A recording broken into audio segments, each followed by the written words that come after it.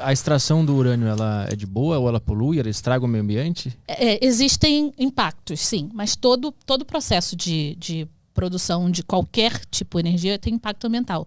Se você for olhar para confecção de painéis solares, por exemplo, é bem poluente, é muito poluente a confecção deles. E é uma energia renovável, energia limpa, que você está ali absorvendo o poder do sol, assim por dizer. Mas por isso que a gente tem organismos como o IBAMA, que fazem dentro do setor nuclear, não só o IBAMA, a gente tem 2 órgãos reguladores. Um é o IBAMA, normal, para o meio ambiente, e uma Comissão Nacional de Energia Nuclear que regula o setor nuclear. Então, para qualquer empreendimento, seja ele qual for, seja renovável ou fóssil, ou qualquer infraestrutura, esse empreendimento de grande infraestrutura precisa passar pela aprovação do IBAMA. Qualquer um, incluso o do setor nuclear. E a gente, além de ter que passar pela aprovação do IBAMA, a gente precisa passar pelo organismo regulador do setor nuclear em si. E só depois que ele autoriza, que verifica tudo e autoriza, que o empreendimento pode dar prosseguimento. Uhum. Então, por exemplo, o Brasil ficou um tempão sem poder minerar, porque ainda não tinha licença. Aí conseguiu a licença, a aprovação, e houve a autorização, e aí voltou a minerar. E a gente tem muito urânio no Brasil, muito, muito. A gente, acho que, não sei que década, mas a gente fez uma prospecção da quantidade de urânio que o Brasil tinha e estudou 30% do território brasileiro. E nós ficamos em 6º em reservas de urânio no mundo. Isso equivale ao quê? Quanto tempo de urânio, se a gente fosse usar em... Aí depende, existe algum cálculo para a gente ter noção? Depende da quantidade que você vai precisar também. Hoje a gente não está em 6º porque outros fizeram prospecção e viram. Então a gente está em 9º, alguma coisa assim. Mas se tem o desejo e a luta, né, para continuar o processo de prospecção e encontrar mais urânio no Brasil. E hoje a gente só tem 2 reatores em operação. Então, a quantidade de urânio que a gente tem para operação de 2 reatores nucleares tá e sobra. Que são quais? Aqueles Angras? Em Angra. Angra 1 e Angra 2. Ah, tá. Angra 3 está em processo de construção ainda. A meta é que, segundo a Eletronuclear, que é a empresa que opera os reatores nucleares no Brasil, é que ele esteja em operação em 2026. Essa é a meta atual. Só que eu não posso dizer quanto tempo, porque a gente pode construir mais reatores. Então, vai depender da quantidade que a gente precisa. Mas garanto que é algo assim, que não vai acabar e a gente não vai conseguir mais utilizar os reatores. Não é isso. O urânio, onde é que ele está? Na Terra. A gente minera, tira como se fosse tipo a pedra do urânio. É um processo... É natural, é um elemento que está... Você vê como se fosse um monte de terra, alguma coisa. Você cria uma mina e vai extraindo. E aí a gente minera urânio e passa pelo processo de beneficiamento, de transformação e enriquecimento. Não sei se você já ouviu falar do processo de enriquecimento, que tem muita gente que fala. O que é? O enriquecimento... Quando a gente está lá na escola estudando química, estudando os isótopos e tal, a gente sabe que tem elementos, a gente aprende, né, que tem elementos que têm mesmas características, mas diferentes números de prótons. Uhum.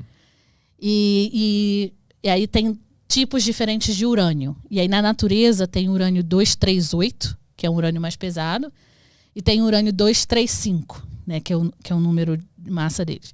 E aí o que a gente quer para o setor nuclear é o urânio 235, que é o que se divide.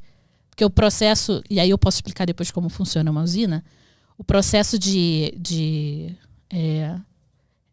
fornecer energia, ele vem da divisão do átomo, da divisão do urânio, que ele se fissiona, ele se divide, e nessa divisão ele libera uma energia absurda. Algo faz ele se dividir. Ele libera energia. Ele libera energia. Uhum. O que se divide é o 235. Uhum. E aí, quando a gente coleta urânio lá na mina, tem pouco 235 e muito 238.